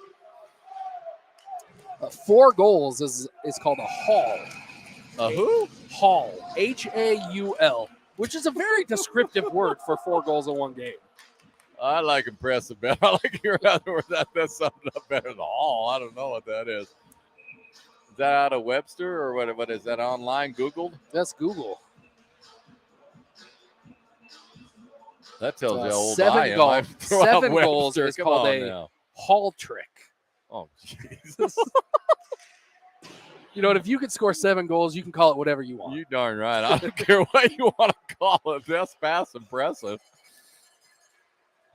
Some people also call it a Texas hat trick if you score 4. Here's Thompson. He was trying to sneak that one in for one of his own. He's got 2 on the night. We're just going to call our own. We're going to call it an Eag hat trick. That's what we're going to call it. We'll have to go find, if the player does do it, we'll find them after the game. We'll let them call it whatever they want. Exactly. You can see Hood is definitely trying to go for that 4th goal. And now Flood with it. He's looking to make that cut towards the center, and he finds the back of the net. Well deserved by Frank Flood. I'm glad to see that happen. That kid worked so hard, game in, game out. Did a nice job of digging around the D-man for the Wolverines, and he just buried it again. They're all seeming like they're going up top. It looks like Eastern's starting to just go for that top shelf goal. Again, Coleman's in position, but nice job by Flood. Great to see him get on the board. And now they're opening this game up. And it's good to see because Eastern did not let up off the gas. That was a little bit of concern we talked about in between periods. Hopefully they don't because the Wolverines aren't going to go anywhere, and they kept going. So that goal, the second shorthanded goal of the night for Eastern Washington. The first one coming from Thompson in the second period. And then Flood there, 3:13 into the third. I see Wayne Valera is out there. He's trying to get on the scoreboard also. I like that kid. That kid has shown drastic improvements from way back in September and October. This rookie class for Eastern Washington this year, the freshmen that have come in, have really kind of filled some of those gaps. Hood, Cole Best. I always want to call him Waylon Jennings, but Waylon Belair. Holden Masterson getting his first point of his college career tonight. Casey Young out there. Yeah, Young's played well. And then you got Duncan Laughlin. He's been showing improvement each game that he gets out on the ice for the Eagles. So they have some talented freshmen that they brought in. Hood now pushes it over to Belair. He's got player in front of him. He looks to go back to Jake Best, and he's going to take that shot, deflected right out in front, and nobody there in an Eastern Washington uniform, and now a foot race on the far side. If they could add a trailer, that would have been an open shot, a wide open net. Unlucky for Hill as battling for that puck, his skates came across the line first. So what would have been a walk-in attempt here on Carew, now going to send Hill back to his bench, and the puck to that face-off dot right in front of the Eastern Washington bench. The linesman gets caught. Might have been a stick there as linesman Duncan hit the ice pretty hard. Gives 2 thumbs up to the referee, and we'll have a restart here. We got to take care of the guys in the stripes. Yeah, they've called it. So far, the officiating has been very good yesterday and today. They've done an outstanding job.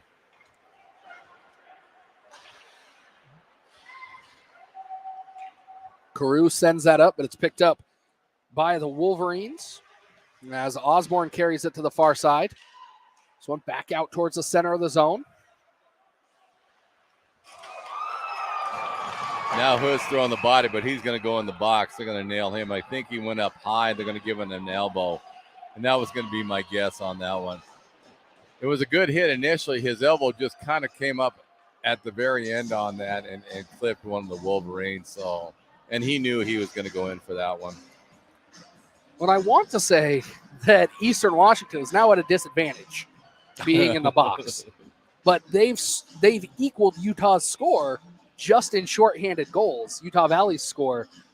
So the Wolverines really going to have to stick strong here and try and find the back of the net on the power play, see if they can inch their way back into this one. Well, they're going to have to pay attention because Eastern, we mentioned it last year, and I was talking to Sam Thompson's dad in between periods, and Eastern does go on the attack when they're a man down. They're not hesitant to, and that's from the experience of being in the penalty box so much. Well, I don't know if you're the same way, but last year we saw Reed Kaiser do that quite a bit, get those breakouts, and here I was thinking, oh, this is a Reed Kaiser thing. He's quick, he gets back. No, this is a Brad Baker and Jay Owen strategy.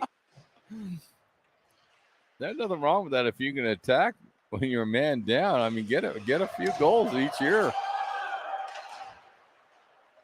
And Trost spun himself off of the puck there. And I don't think Ryan Carew even realized, or Wyatt Stevenson even realized it. It's a conversation between Carew or Stevenson and the bench. Yeah, there's some definite discussion because Eastern keeps pointing up to the scoreboard. So there's some definite chatter down there on the ice. Kicked away. That shot by Wiedner. Point blank shot. Nice job by Carew on that one. He stood his ground. Nelson's going to chip it down low. Right back out to Nelson. And 49 seconds left on the minor penalty to Isaac Hood.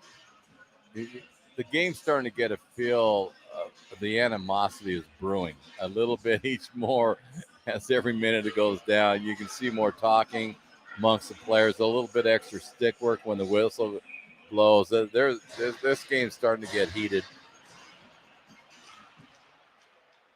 Well, we've talked about it a little bit. These two teams, even though they've got lots of new players on both squads, they're fairly familiar with each other, having played each of the last two seasons and then a home-and-home series this year.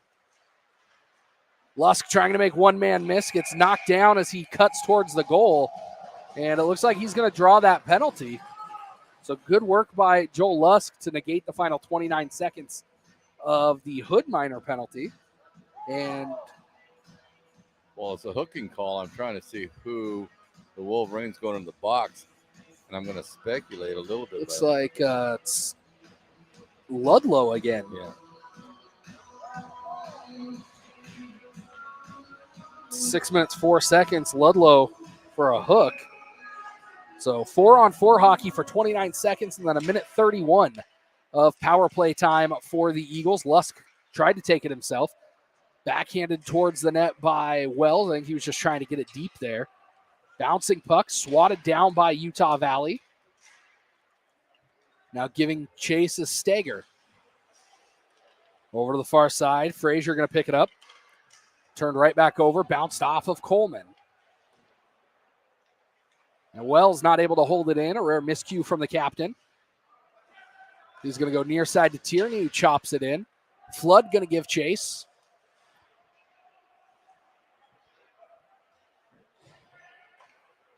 Now slowed up. Behind his own net is Carew. Lusk brings it up the near side as the Eagles enter the power play. Lusk left it at the blue line. 1 minute left on the power play for Eastern Washington, and with speed comes Hood. He has it knocked off of his stick as he tried to come through the neutral zone. And Belair again going to draw a penalty. I feel like every time he's on the ice, he's sending somebody else to the penalty box. He does, because he's real shifty, and players are not used to someone that can move that quickly. And Belair's done a nice job of using his size to his advantage, and I think he's almost every game has gotten a penalty on the other team.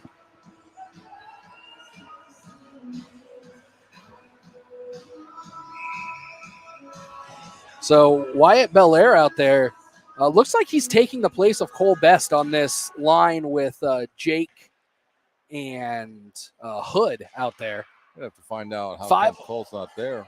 Yeah, 5-on-3 opportunity here for the Eagles. It took him 6 seconds the last time. Belair looking to go top shelf and floats it just a bit too far. Now Hood on the far side. 37 seconds left on the 5-on-3. He's going to go to Belair. Belair back to Hood. Hood thinks about it, takes a couple of steps. He's going to let Belair circle around behind him. Now back down low to Hood. Hood back to Belair.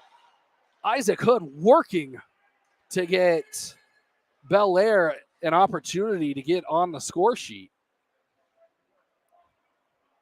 Now here comes Belair through the center of the neutral zone. It's going to go to the other side.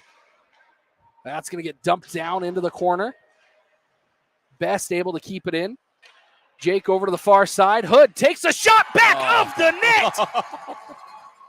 Well, and what's that called again? It's called the Hall, a Texas hat trick, or a Friday night for Isaac Hood. I'm going with the Eagle hat trick, the Eagle hat trick right there, or got a Hall. I don't know, man. Hood, he's just all over the place. The kid if you don't, you almost have to shadow him. Literally, I'm not joking on that. Each team is going to pick that up, and you're going to start seeing more and more people are going to flood to him because he's so talented. He can pick any spot he wants to on that net, and it's going to bury it. Outstanding job by him. But you got to give credit to Eastern, his line mates too. They're setting him up, and they're using a lot of decoy on that to free him up. So, But Tip he's your so cap to his line mate. fast. Yeah. So that goal officially 8:04 of the third period. Hood, his 4th of the night, his 11th of the season, which now puts him in first place on the team, 1 goal ahead of Sam Thompson, who also has 2 on the night. It's a haul.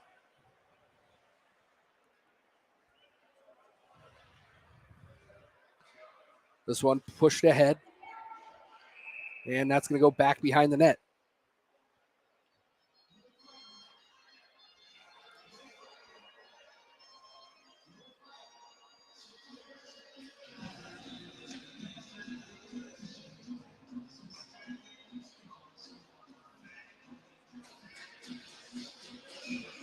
Now face-off coming on the far side.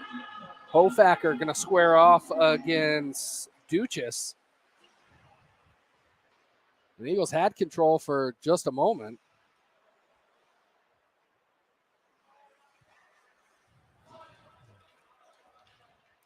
So Hood, 2 power play goals on the night, 2 even strength goals. 3 even strength goals. I can't count. 2 power play, 2 even strength goals. There you go. That's 4. 2. That is 4. We'll break it down for you up there in Can't the read box. my own handwriting. So 23 seconds left on the power play for Eastern Washington as Nathan Fetzer sits in the box. We talk about this quite often, the rankings for the ACHA. They count goal differential as a major component of the rankings. As Lusk looking for a penalty there. And that goal differential stops counting at 7 goals. Right now, Eastern with a 6-goal lead. As Laughlin takes a shot, blockered up into the netting behind the goal. Laughlin let that rip. That was a nice bullet shot by him. But so you expect Eastern to continue this pressure at least for 1 more goal so that they can make the most out of that ACHA ranking system. Well, I'm hoping that Eastern doesn't let off the gas, and that's not to run up the score or anything against the Wolverines. But right now, the way Eastern's been progressing, they need to start getting used to this. Do not let up. Do not let up. Keep the foot on the gas pedal on that. So, again, I hope they do not let up at all because that can be a tendency for some teams. But, again, it's not to run up the score, but it gets them ready for the rest of the league in the Pac-8 tournament. Definitely. This will be Eastern Washington, if they're able to hold on for the next 10 minutes. This will be their 3rd straight win after a rough start to the season. And a good way to get them back on the right footing. They'll play Wyoming tomorrow.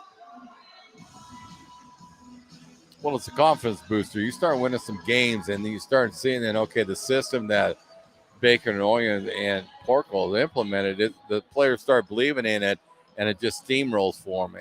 And that's what I'm hoping to see happen this weekend out of Eastern. Just keep going like they're doing.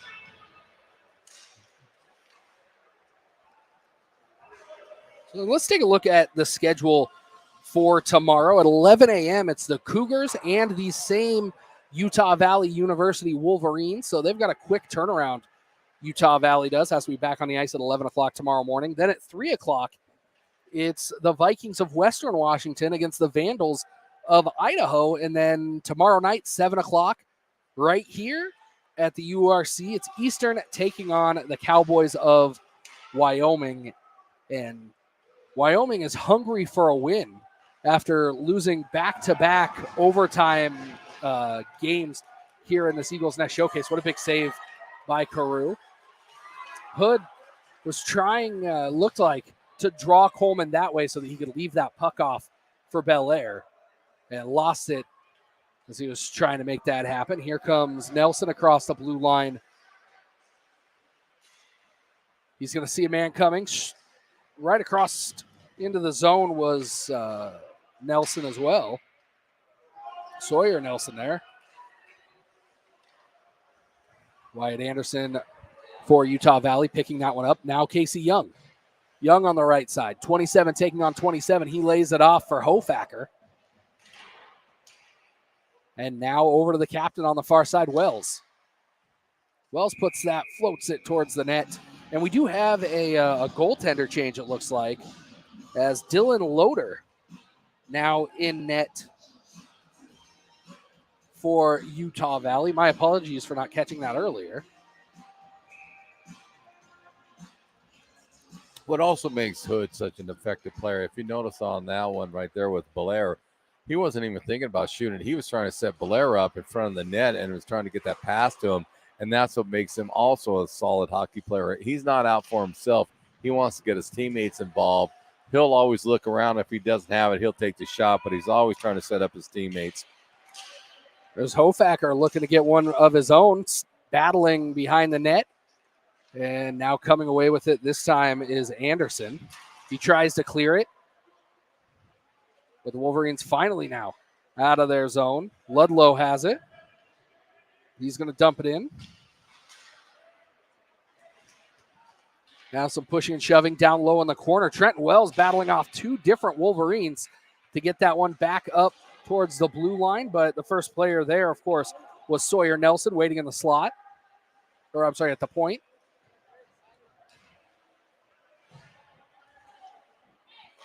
Neutral zone action here. That one off of the wall out to Lusk. He's going to take on the defense by himself.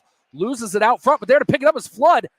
Flood poking, trying to get that one in, and just can't get enough of it.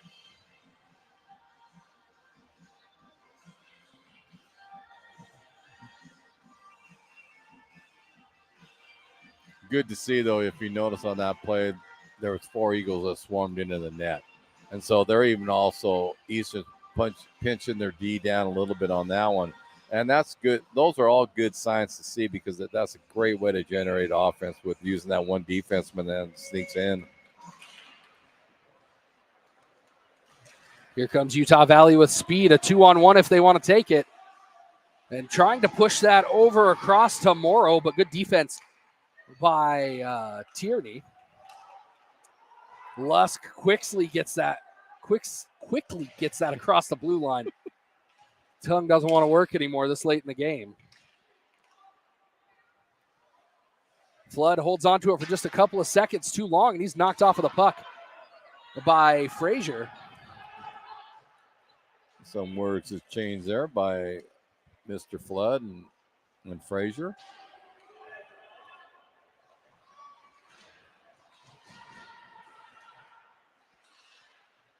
Belair tries to come in there and pull that out for his team, but ends up right on the stick of a Utah Valley player. Now with some speed on the outside is Wiedner.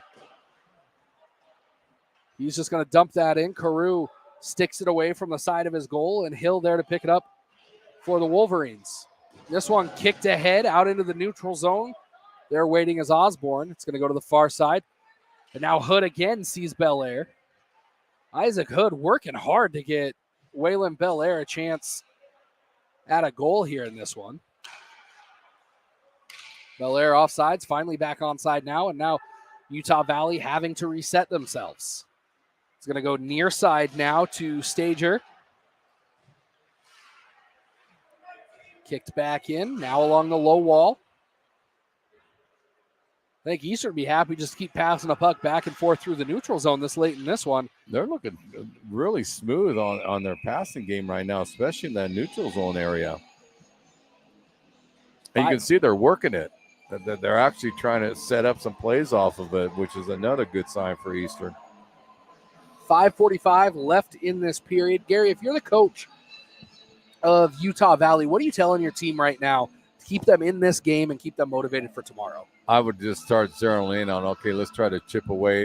If you have some plays that you haven't tried, go ahead and start doing that. But again, it looks like they're going in the box. So it's hard to really set up any kind of momentum on that.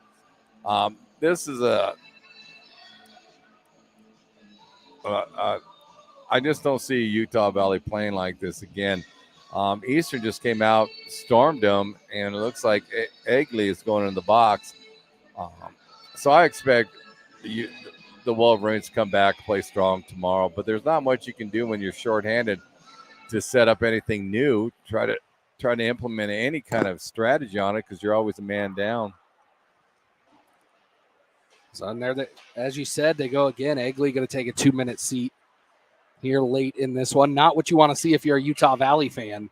No, what the coach guys do, it's an old cliche, but let's try to get a goal. Let's set up some offensive pressure, see if we can implement some of our system, and start zeroing in for tomorrow. And that's what I would zero in on as a coach. A rocket by Trost, and it ended up just hitting an Eastern Washington player and bouncing right back down as Blazekovic takes a shot. But Trost wanted every bit of that to go all the way down the ice, and it ended up hitting somebody and giving Eastern Washington a chance. But you don't wind up like that. No, what you were just talking about, Tyler. What the coaching staff can do is just start. Okay, let's start implementing a few of these because as well as I do, you're not going to get 6 goals on crew in 5 minutes. It's not going to happen. So you start zeroing on what you can improve tonight, thinking about tomorrow, implementing a few new offensive attack, and go from that. Or at least that's what I would zero in on because I can't see any hockey team getting 6 goals on crew in 4 minutes. I just don't see that happening. No, there's a lot to be said for momentum, not just in the game, but going home tonight. Yeah. If they can net a couple here late, I see what you're saying. Yeah, just work on a few things that then maybe they didn't get to tonight because they fell behind so much. Just start zeroing in on some things that they want to work on. And the extra conversations, maybe hold off on that because we're seeing more and more of that. But just work on some things that they lack tonight. That's how you implement it, and then you're building up momentum for tomorrow. And I think the tough part for Utah Valley is they've been without Jake Hornbarger for 2 periods of this game. And because it was a disqualification, he'll miss tomorrow's game as well. Mm-hmm. And he's, from what I've seen, he's a big part of their offense. Yeah, he's a talented hockey player. And I don't know what triggered him on that, but I'm sure the coaching staff from the Wolverines will have a conversation with him on that one.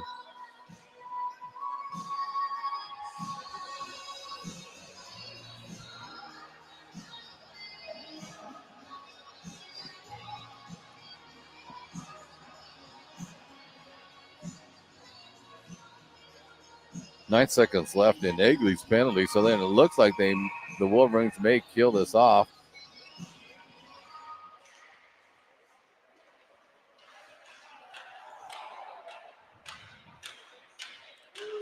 And a penalty officially killed, so back to 5-a-side hockey, but Eastern still in control here as they're looking for another one late in this contest. Just want to cross the ice.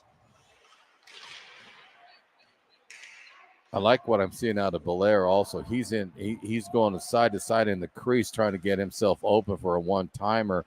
And with his linemen, they see that they're going to feed him the puck one of these times. He's getting himself wide open by doing that style. So now here comes Eastern building out of their own end again, looking for that stretch pass for Belair. He gets it at least for the moment.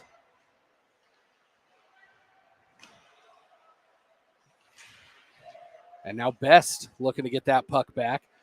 But Utah Valley looking to set something up here as they bring it out of their own end. Belair waiting deep and just not able to corral it. Hood going to circle back towards his own net. Knocks the bucket off of Hill.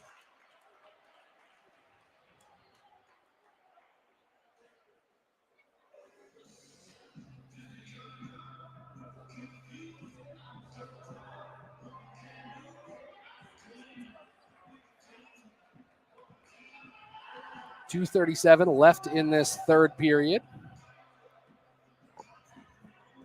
Some more chattering going on between the benches right now. Hill gets himself situated. Take his spot around the face-off. And Utah Valley winning the draw again. Lazakovic gets that hit off behind the net. He can't separate the man from the puck. Dangerous puck out front, and what a save by Brendan Carew. Kicking that leg pad out to the top of the crease and shutting that point-blank shot down immediately.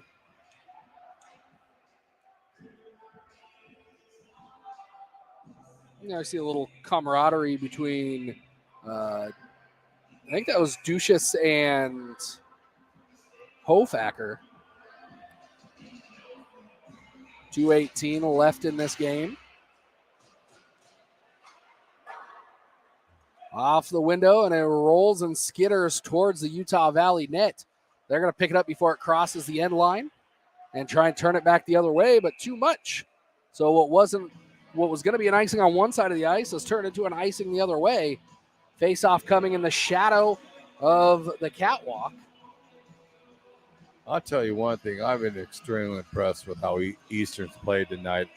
This is, without a doubt in my mind, the most complete game they played this year. Everything was working for them. They were a buzzsaw out there tonight. Really good to see out of Eastern. And another big hit on the far side, and now Hill trying to come forward. And players all over the ice. Eastern's going to pick up at least one penalty here.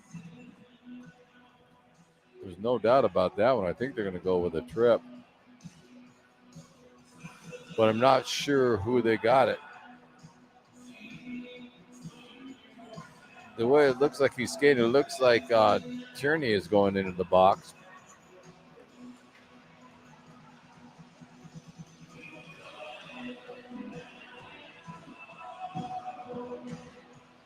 Now, see, here's a great opportunity. We're talking about what could the coaching staff do for the Wolverines. Right now, work on your power play. You got it. You got a minute 49 left in this period. Just start zeroing in on that to build up for tomorrow. So Eastern going to be shorthanded here for the remainder of this one unless Utah Valley is able to find the back of the net. And Carew going to pin that one down.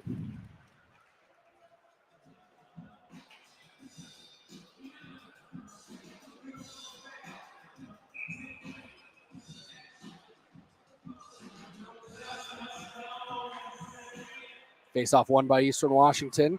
Young has it. Has to battle off a couple of Wolverines. Now Nelson going to feed it down low to Duchess. Battle behind the net. And it squirts out to the far side. Just over a minute remaining. Nelson has it. Cuts towards the center, puts a shot on net, deflected away by Carew. Carew's 33rd save of the night. Now back up top to Nelson. He's going to go near side to Frazier. Now back up top to Nelson, now back to Frazier. Tries to go through traffic off of the leg pads. Back up top to Nelson. Bouncing puck out front. And Carew again diving to cover that one up. You know, as well as he's playing tonight, and it's not for him, but he gets so accustomed to how he plays net, he makes difficult shots look routine. That's how talented he is, and you can't say enough. If you're Eastern, you're very comfortable with him in net. Absolutely. Quality goaltending core here for Eastern Washington this year between him and Sam Brash. Yeah, Brash is impressive. He's got a bright future. He's another one of those rookies for this year that's really kind of making him a name for himself here at the URC. Yes, I'm very impressed with Mr. Brash. 30 seconds left in this contest. Reminder of the games tomorrow morning, or I should say tomorrow, as these Utah Valley Wolverines not giving up here. They'll be back on this ice tomorrow morning at 11 o'clock against Washington State, followed up at 3 o'clock by Western versus Idaho, and then at 7 o'clock, it's Eastern Washington against Wyoming. And just like that, the Eagles going to win their third in a row taking Game 5 of the Eagles Nest Showcase from the Utah Valley University Wolverines by a score of 8-2. Half of those goals coming from Isaac Hood as he takes the team lead in goals. Just a simple, outstanding game by Eastern. The most complete game that I've seen play this year. They look rock solid. They keep doing this. They're going to be a force. I'm telling you, coming around February, they are going to be a tough team to deal with. I think this might have been that turning point for them over the last few weeks. We'll find out tomorrow how they do against the University of Wyoming. For our camera gal, Harper, for our graphics gal, Kayla, for Gary Allen, and everybody here at Eastern Washington University Men's Hockey, I'm Tyler Pisani saying good night, go Eags, and we'll see you at the Barrel House.